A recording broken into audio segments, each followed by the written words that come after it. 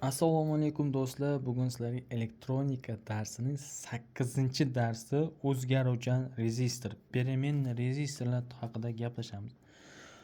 Oldingi darslarimizda rezistor, uni qarshiligi, ohm, kilo ohm qanaqa tekshirishlarni ko'rib chiqqandik. Yana bitta qaytarib olamiz. Ya'ni qarshiligimizni sxemada belgilanishi. Biz kattaroq chizib qo'ydik. Mana shu yerda endi 100 kilo ohm deb belgiladik, to'g'rimi? Bu qarshilik, bu hech qanaqasi o'zgarmaydi. O'zgaruvchan qarshilik qanday bo'ladi degan savol paydo bo'ladi. Xuddi mana shuni yana chizamiz. Chizdik. Qarshilik bizada 3-no'shkamiz ham paydo bo'ladi. Strelkali bo'ladi.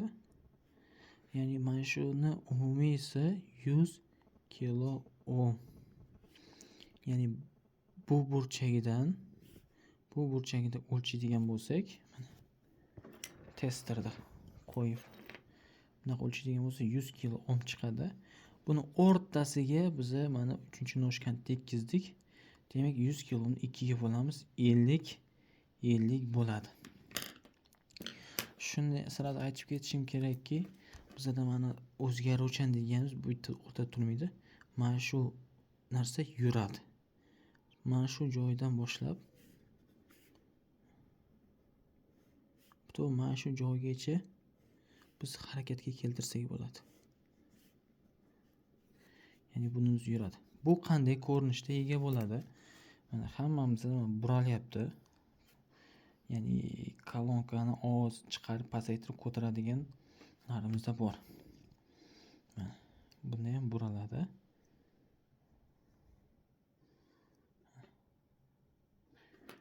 Mana bu ham xuddi shu. Endi buni более наглядный, ya'ni aniqroq ko'rishimiz uchun mana shu rezistordan foydalanamiz. Bu rezistor qanaqa bo'lyapti?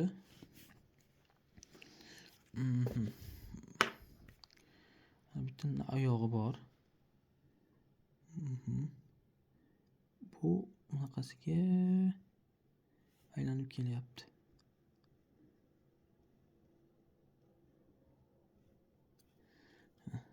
Ya'ni bu oyog'i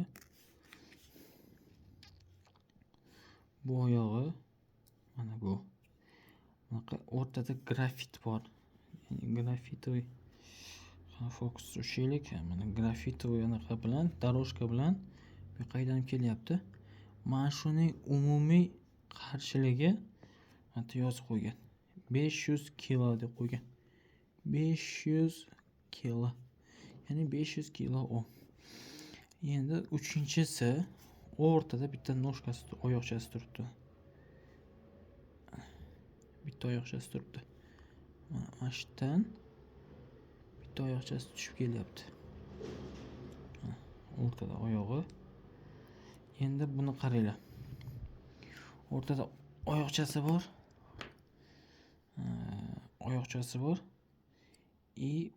Mana potensiyometr nuqtani ko'ryapsizlar? Ya'ni qanaqa mix bilan itarib bosib qo'ygandek. Mana shu nuqtasi mana grafitga tegib turibdi. Mana plastina bor. Fokus yoqqa beramiz. Plastina bor. Plastinadan bunaqa stelka qo'yib qo'yilgan mana shunaqasiga. Ya'ni endi qaranglar. Mana shu nuqta bizdagi mana nuqta hisoblanadi. Mana grafitga tegib turgan joyi. Endi qaranglar. Nima qilaman?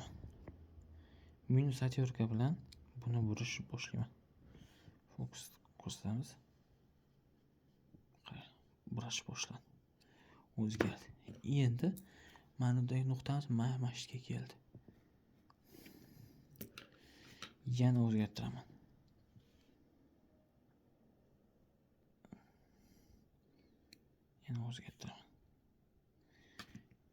Endigi nuqtamiz mana bu yerga keldi. Ya'ni bu mana shu gradusdan mana shu gradusgacha aylanish imkoniyatiga ega. Mana shu gradusdan mana shu gradusgacha aylanish imkoniyatiga ega.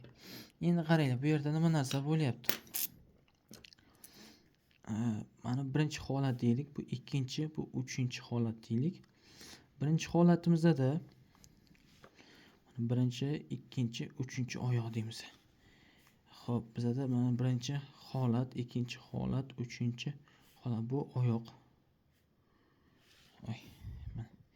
Birinchi holat mana bu, ikkinchi holat, bu uchinchi holat, birinchi oyoq, ikkinchi oyoq, uchinchi oyoq. Xo'p, bizda относительность, ya'ni nisbat bo'yicha mana birinchi oyog'i ikkinchi oyoqqa nisbati. Birinchi holatda bizda umumiy 500 kg bo'ladigan bo'lsa, birinchi oyog'i ikkinchi oyoqqa nisbati birinchi holatda, ya'ni mana shu holatda turganida biz hisoblaymiz. Umumiyimiz 500 bo'ladigan bo'lsa, o'rtasi qancha? 100 bo'ladi. 100 o'rtasi mana 50 bo'ladi. Bizda где-то 30 kilo ohm turibdi. Teng birinchi holatda bizda 30 kilo ohm. Xuddi shu holatda birinchi x teng ikkinchi oyoq bilan uchinchi oyog'imiz nima bo'ladi? 500 dan 30 ayirib tashlasak 470 kilo ohm. Endi ikkinchi holatni ko'rib chiqamiz. Ikkinchi holat birinchi bilan ikkinchi oyoq. Birinchi oyoq va ikkinchi oyoq. Yana aytgandek, bir bilan uchishi 500 bo'lsa, o'rtasi mana shu joy 250 bo'ladi. Mana adashibmiz, qaranglar, birinchi oyoqda. Mana 500 bo'lsa 250. 250 ni o'rtasi 125. Demak, mana bu 100 bo'lyapti ekan. Men adashibman, где-то 100 kilo ohm bo'lyapti. Men 100 bo'ladigan bo'lsa, men 400 bo'ladi. Endi ikkinchi holatga o'tamiz.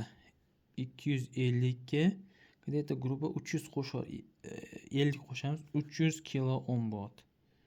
300 kilo ohm. Endi ikkinchi holatda ikkinchi oyoq bilan uchinchi oyoq teng 500 kilo ohm. 1 bilan 2 da 300 bo'lsa, demak ikkinchi va uchinchi oyoq mana shu nuqtadan mana shu nuqtagacha bizda qancha bo'lyapti qarshilik. Biz bu yog'ini topdik, bu yoqdan bu yoqni ayiramiz. Umumiydan topgan tarafni ayirsak, bizda